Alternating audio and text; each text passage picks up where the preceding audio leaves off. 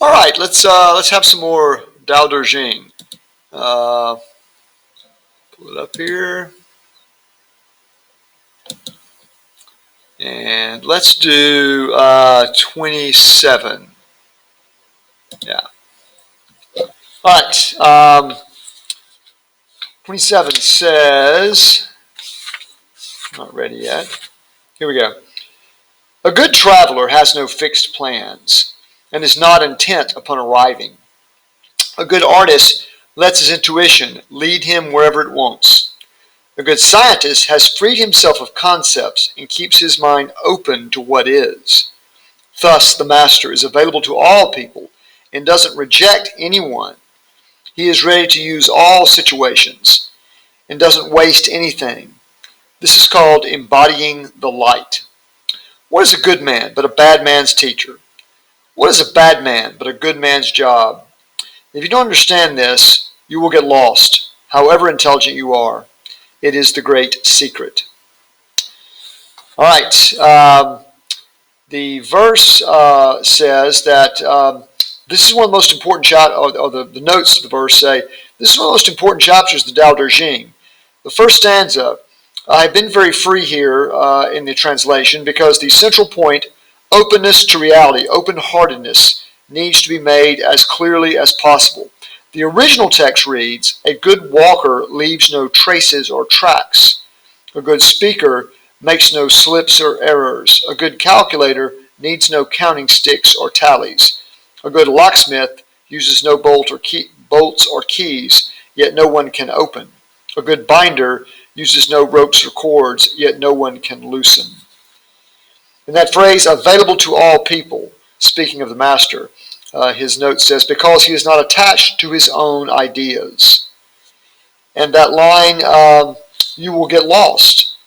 In moral judgments, the tree of knowledge of good and evil is the tree of death.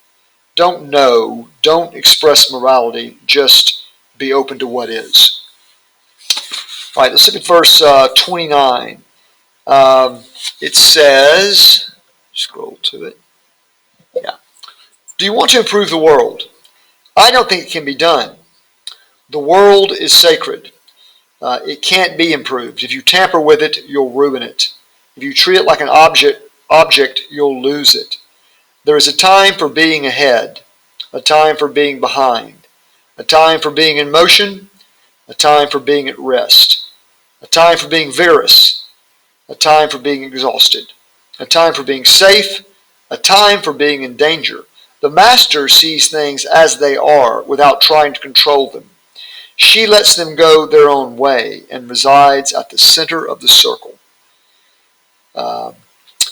So that third stanza there reminds me very much of Ecclesiastes. Unto every season, unto everything there is a season, a time to sow, a time to reap, so on and so on. Sorry. And then that bottom stanza, the master has this yang quality, yin quality rather, lets them go their own way and resides at the center of the circle. Residing at the center of the circle is in many ways the chief goal of being a Taoist. Do you want to improve the world? Mitchell's notes quotes Ramana Maharshi, who said, wanting to reform the world without discovering one's true self is like trying to cover the world with leather to avoid the pain of walking on stones and thorns. It is much simpler to wear shoes. Work on yourself, in other words.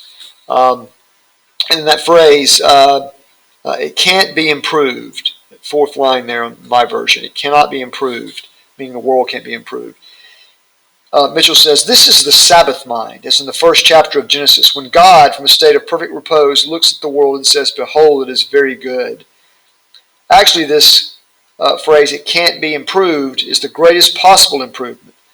Compare this to verse 35 of the Daodejing, which says, she, meaning the Taoist sage, perceives the universal harmony, even amid great pain, because she has found peace in her heart. The world as it is, and accepting it, that is the key to being one with the Tao.